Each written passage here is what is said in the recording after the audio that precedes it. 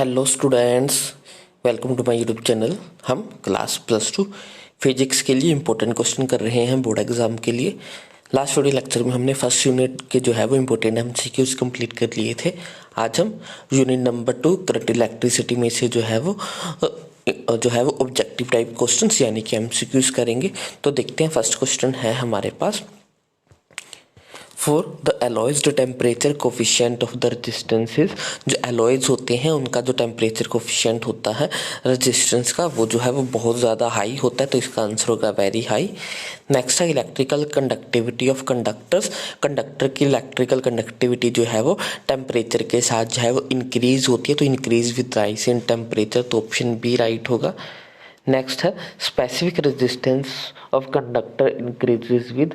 जो हमारा specific resistance होती है वो जो है वो हमारे टेम्परेचर के साथ जो है वो इंक्रीज होगी, तो इसका इंक्रीज इन टेम्परेचर आएगा। नेक्स्ट है हमारा which is use to make the standard resistance. Standard resistance को बनाने के लिए हम इनमें से कौन सा मटेरियल यूज़ करते हैं, तो स्टैंडर्ड रेजिस्टेंस को हम बनाने के लिए यूरेका जो है वो यूज़ करते हैं। नेक्स्ट है the ring on the carbon resistance have the colour red, yellow, violet and silver. The resistances, हमें बताना है कि इस रेजिस्टेंस की जो है वो इस रजिस्टर की जो है वो रेजिस्टेंस कितनी होगी, वो हमें बतानी है। तो कलर से पता लगेगा। फर्स्ट कलर रेड यानी कि 2, येलो यानी कि 4, थर्ड कलर जो है वो हमें मल्टीप्लायर देता है, वॉयलेट यानी कि 10 की पावर 7, और सिल्वर जो है वो हमें जो है वो उसके साथ में जो है वो इसकी एफिशिएंसी देगा ±10%। तो ऑप्शन ए जो है वो इसके लिए राइट हो जाएगा। क्वेश्चन नंबर 5 के लिए ऑप्शन ए हमारा राइट है। नेक्स्ट क्वेश्चन है 1 kilowatt hour is equal to, 1 kilowatt hour जो है वो इक्वल टू होता है 36 × 10 की power 5 joule. 1 kilowatt hour is equal to 36 × 10 की power 5 joule, option A right होगा।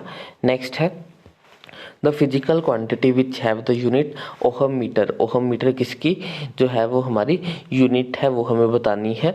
ओहम मीटर हमारी यूनिट होती है स्पेसिफिक रेजिस्टेंस की, तो ऑप्शन ए इसके लिए राइट होगा हमारा। नेक्स्ट है drift velocity of electron with the rise in temperature. Drift velocity जो है टेम्परेचर इंक्रीज के साथ जो है वो डिक्रीज होती है। नेक्स्ट है junction rule is called. Junction rule जो है वो किरचॉफ का जंक्शन रूल जो है वो law of conservation of charge है, law of charge, option C right होगा इसके लिए। नेक्स्ट है question number 10, internal resistance of the cell depend upon. जो इंटरनल रेजिस्टेंस है सेल की वो nature of electrolyte, nature of electrode and distance between the electrode, इन सभी पे जो है वो डिपेंड करती है, तो ऑप्शन डी राइट होगा इसके लिए। Kirchhoff's second law is based on the law of conservation of. जो सेकंड लॉ है वो law of conservation of energy पे बेस्ड है, तो इसके लिए ऑप्शन सी राइट होगा। नेक्स्ट है एसआई यूनिट ऑफ कंडक्टिविटी। तो एसआई यूनिट ऑफ कंडक्टिविटी होती है साइमन पर मीटर, तो इनमें से कोई भी ऑप्शन नहीं है, तो ऑप्शन डी इसके लिए राइट होगा। नेक्स्ट है question number 13, the resistivity of material is independent of. जो हमारी ये रजिस्टिविटी है मटेरियल की वो इनके ऊपर किसके ऊपर डिपेंड नहीं करती है, तो वो nature of material, temperature of the material, dimensions of the.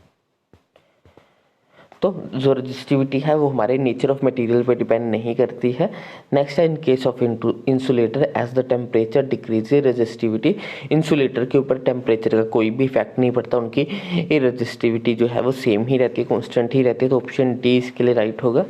Next है which of the following is called the current density. Current density हमारे पास होती है current upon area, I upon A, तो ऑप्शन ए राइट होगा इसके लिए हमारा। Next question, question number 16, unit of resistances. वैसे तो यूनिट ऑफ रेजिस्टेंस जो है वो हमारे पास ओहम होता है, लेकिन यहाँ पे अगर हम ओम्स लॉ को देखें, ओम्स लॉ के according V is equal to I R, तो R इज इक्वल टू हो जाएगा V अपॉन आई यानी कि वोल्ट अपॉन एम्पियर, जो कि ऑप्शन बी में है, तो इसका आंसर ऑप्शन बी होगा। Ohm's law is not obeyed by. ऐसे मटेरियल जो ओम्स लॉ को जो है वो ओबे नहीं करते उनको हम नॉन ओहमिक डिवाइसेस बोलते हैं। हमारे जो इलेक्ट्रोलाइट्स हो गए, डिस्चार्ज ट्यूब हो गई, वैक्यूम ट्यूब हो गई, ये सारे के सारे हमारे नॉन ओहमिक डिवाइस है, तो इसका आंसर डी होगा, all of the above. Next है which of the following has the negative temperature coefficient, हमें बताना है कि इनमें से किसका जो है वो नेगेटिव टेम्परेचर कोफिशिएंट होता है, तो वो है हमारा जर्मेनियम।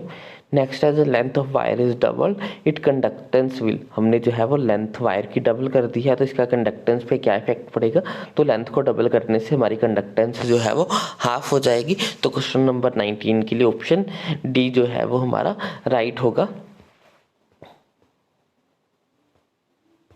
आगे हमारे ट्रू फॉल्स है। Kirchhoff's junction law is the reflection of the fact that the net charge accumulated at junction is zero, ये हमारा ट्रू होगा। फर्स्ट लॉ यही बोलता है कि एक जंक्शन के ऊपर जितने भी चार्जेस मिलते हैं, जितने भी करंट मिलते हैं, वो जो है वो मिलके जीरो बनाते हैं।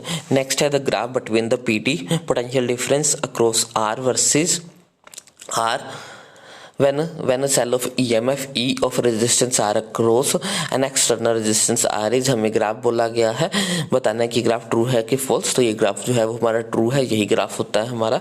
Next the alloys which are use for making the resistors have high temperature coefficient and high resistivity, ये भी जो है वो हमारा ट्रू होगा। एलॉयज जो जिनसे हम रजिस्टर्स बनाते हैं उनकी हाई ये टेम्परेचर कोफिशिएंट होना चाहिए, हाई रजिस्टिविटी होनी चाहिए। नेक्स्ट है Wheatstone bridge experiment is more sensitive when all the four resistors are approximately equal, तो ये भी हमारा जो है वो ट्रू है। नेक्स्ट है in meter bridge copper plate are use due to its low conductivity, ये हमारा फॉल्स होगा। EMF of cell depend upon the internal resistance of the cell, ये भी हमारा फॉल्स है। When a magnet conductor is heated, its resistivity decreases rapidly, ये भी हमारा false है। Next है the EMF of a battery is E and the internal resistance is small r. The maximum current that can be drawn from it is I is equal to E upon R, ये जो है वो हमारा true होगा। Next है temperature coefficient of resistance of a good conductor is negative, ये भी जो है वो ये हमारा जो है वो फॉल्स होगा।